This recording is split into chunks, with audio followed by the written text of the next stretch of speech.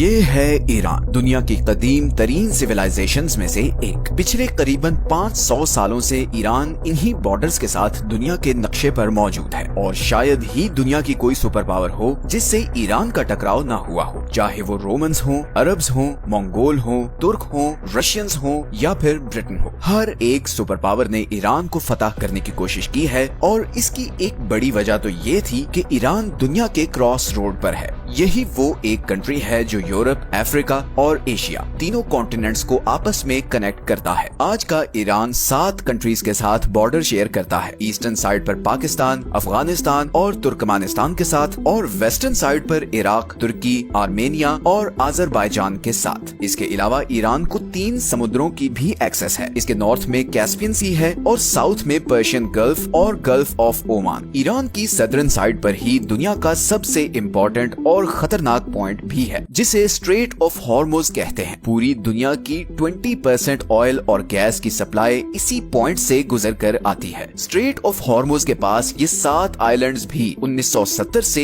Iran के control में है। हालांकि इससे पहले इन पर यूएई का कंट्रोल था। इसी तरह इधर कैस्पियन सी में भी ये आशूरा डे आइलैंड ईरान के कंट्रोल में है। पिछले 40 सालों से ईरान वेस्टर्न वर्ल्ड के लिए एक सरदर्द बना हुआ है। लेकिन आखिर ऐसी क्या वजह है कि इतनी पावरफुल आर्मीज और इकोनॉमीज होने के बावजूद अभी तक कोई भी वेस्टर्न कंट्री ईरान पर अटैक करके उस पर कब्जा नहीं कर सकी। सब कंट्रीज जानते हैं कि ईरान पर डायरेक्ट अटैक करना बहुत ज्यादा बैकफायर कर सकता है। ईरान को अनकॉन्करेबल बनाने में बहुत सी और रीजंस के साथ साथ उसकी ज्योग्राफी का भी बहुत बड़ा रोल है। सच ये है कि आज की वीडियो में हम देखेंगे कि ईरान की हिस्ट्री, उसकी ज्योग्राफी और उसकी प्रॉक्सी वॉर्स ने उसे इतना पावरफुल कैसे बना दिया है।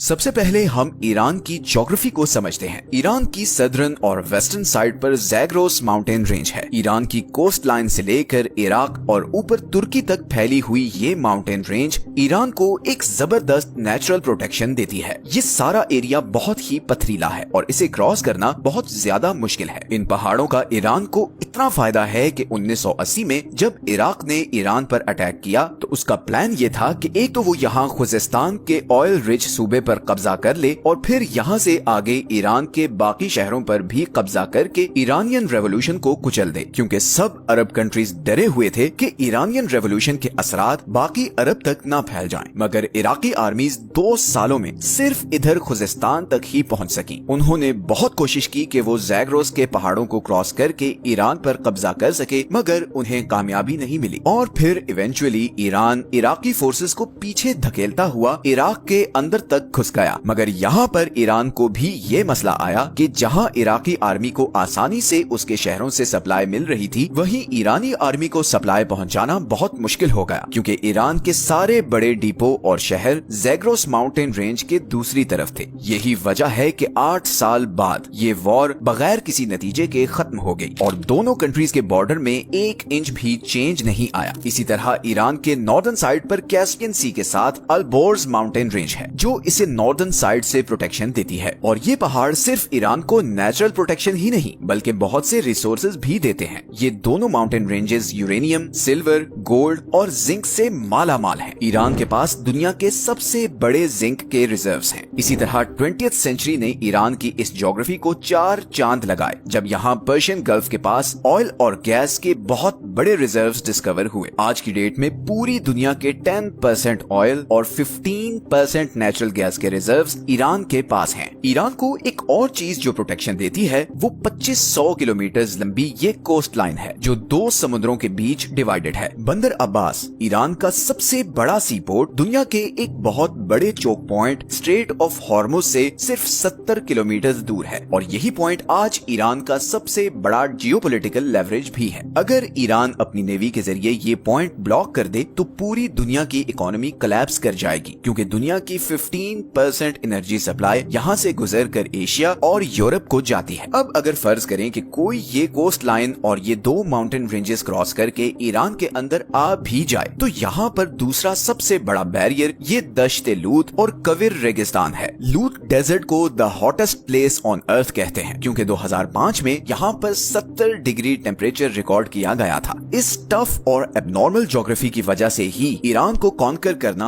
ऑलमोस्ट इम्पॉसिबल रहा है। लेकिन आज की डेट में जो दूसरी चीज ईरान को इतना पावरफुल बनाती है वो है उसकी जियोपॉलिटिकल स्ट्रेटजी। सबसे पहले अगर हम ईरान के डेमोग्राफिक्स को देखें तो इसकी पॉपुलेशन तकरीबन 9 करोड़ है, जिसमें 95% शिया मुस्लिम हैं। ईरान में 62% लोग पर्शियन हैं, 16% आज़ेरी, 10% कुर्द और बाकी 12% बलोच, लूर, अरब और तुर्किक हैं। अब 1979 की शिया रेवोल्यूशन से पहले ईरान एक लिबरल कंट्री था और इस खित्ते में अमेरिका का एक बहुत स्ट्रॉन्ग एलाय भी था। इवन उस जमाने में अमेरिका ईरान को मिलिट्री जेट्स तक सप्लाई किया करता था। लेकिन फिर इमाम खोमेनी के आने के बाद यहाँ के सारे डायनामिक्स चेंज हो गए। आपको ये जानकर हैरत होगी कि 1979 से पहले ईरान और इसराइल के आपस में बहुत अच्छे रिलेशंस थे। इनफैक्ट ईरान 1948 में इसराइल को एक्सेप्ट करने वाला दूसरा सबसे बड़ा मुस्लिम मेजॉरिटी कंट्री था। लेकिन इमाम खोमेनी ने आते ही पैलेस्टीनियंस की सपोर्ट में आवाज उठाई और ऐलान किया कि अब से इसराइल ईरान का नंबर 1 एनिमी है। तेहरान ने इसराइल के साथ सारे डिप्लोमेटिक टाइज खत्म कर दिए। इसराइल जाने वाली सारी फ्लाइट्स कैंसिल कर दी गईं और तेहरान में मौजूद इसराइली एम्बेसी को पैलेस्टीनियन एम्बेसी में कन्वर्ट कर दिया गया। इसका सबसे पहला नतीजा तो ये हुआ कि इसराइल के साथ साथ ईरान के अमेरिका के साथ भी ताल्लुकात खराब होना शुरू हो गए। लेकिन ताल्लुकात की ये खराबी सिर्फ इसराइल और अमेरिका तक ही नहीं रही, बल्कि ईरान के गिर्द मौजूद सारी अरब स्टेट्स भी शिया रेवोल्यूशन के बाद अलर्ट हो चुकी थी। वो सब इस बात से खौफजदा थे कि कहीं ईरान की आइडियोलॉजी इधर अरब स्टेट्स तक ना पहुंच जाए और इसके नतीजे में उनकी किंगडम्स को अच्छा खासा नुकसान पहुंच सकता है। बिकॉज इन सब अरब स्टेट्स में बादशाहत थी। 1980 में इन्हीं सब अरब स्टेट्स ने मिलकर सद्दाम हुसैन को ईरान पर अटैक करने के लिए बैक किया था। यहीं पर ईरान को भी समझ आ गई कि अगर उसने सरवाइव करना है तो उसे अपनी आइडियोलॉजी को बाहर दूसरे कंट्रीज तक पहुंचाना होगा, क्योंकि उसके और उसके सबसे बड़े दुश्मन इसराइल के बीच ये सारे अरब कंट्रीज हैं जो उसके सख्त खिलाफ हैं। इसीलिए उसे कुछ ऐसा करना होगा कि इसराइल से दूर होने के बावजूद वो उसको थ्रेट कर सके। और यहीं पर ईरान ने ऐसे सारे ग्रुप्स को सपोर्ट करना शुरू किया जो एंटी इसराइल या एंटी ज़ायनिस्ट्स थे, जैसे कि पैलेस्टाइन में हमास, लेबनान में हिजबुल्लाह, सीरिया में फातिमियून ब्रिगेड, इराक में अल बदर और यमन में हौसी। इस सारे नेटवर्क को द एक्सेस ऑफ रेजिस्टेंस कहा जाता है और इसी नेटवर्क के जरिए ईरान इसराइल और इवन अरब कंट्रीज पर भी प्रेशर रखता है कि वो ईरान के खिलाफ कोई भी कदम उठाने से पहले 1000 बार सोचें। इसीलिए जब इसराइल ने गजा पर बम्बार्डमेंट शुरू की तो इधर लेबनान से हिजबुल्लाह ने इसराइल पर मिसाइल फायर किए और यहाँ यमनी हौसियों ने रेड सी से गुजरने वाले इसराइली और अमेरिकन शिप्स को ड्रोन से टारगेट करना शुरू कर दिया। ईरान की इसी प्रॉक्सी वॉरफेयर स्ट्रेटजी ने उसे काफी डेंजरस बना दिया है। अब वॉरफेयर स्ट्रेटजी की बात हो ही रही है तो ईरान की ड्रोन टेक्नोलॉजी का जिक्र करना बहुत जरूरी है। जनवरी 2024 में जब हौसियों की तरफ से यहाँ से गुजरने वाले कंटेनर्स पर लगातार ड्रोन अटैक्स किए जा रहे थे, तब फ्रांस ने यमन के शाहिद ड्रोन को गिराने के लिए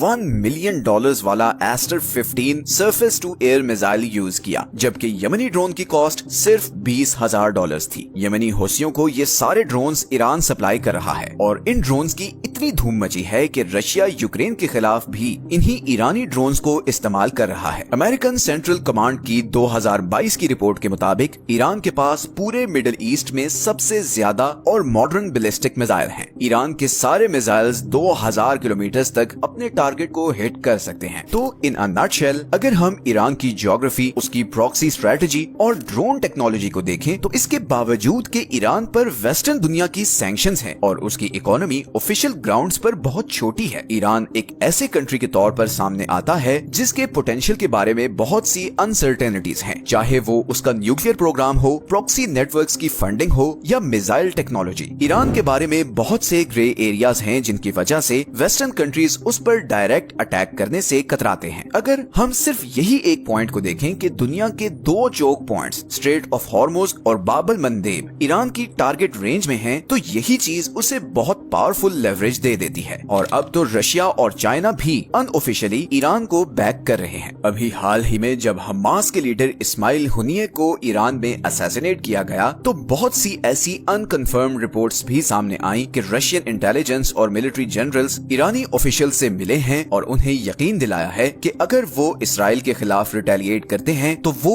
ईरान का भरपूर साथ देंगे। फिलहाल तो इस्माइल हुनिये के कत्ल के बाद ईरान की इंटरनल सिक्योरिटी पर बहुत से सवालात सवालात उठ रहे हैं और बज़ाहिर ऐसा लग रहा है जैसे इंटरनली कुछ गड़बड़ भी है। ईरान इस पर कब और कैसे रिटेलिएट करेगा और क्या ईरान इसराइल और अमेरिका का जवाबी वार सहने की सलाहियत रखता है, ये तो आने वाला वक्त ही बताएगा। ये हैं वो सारे सोर्सेज जहां से हमने इस वीडियो के लिए कंसल्ट किया है। मिलते हैं नेक्स्ट वीडियो में एक और इंटरेस्टिंग टॉपिक के साथ। अपना ख्याल रखें। अल्लाह हाफिज।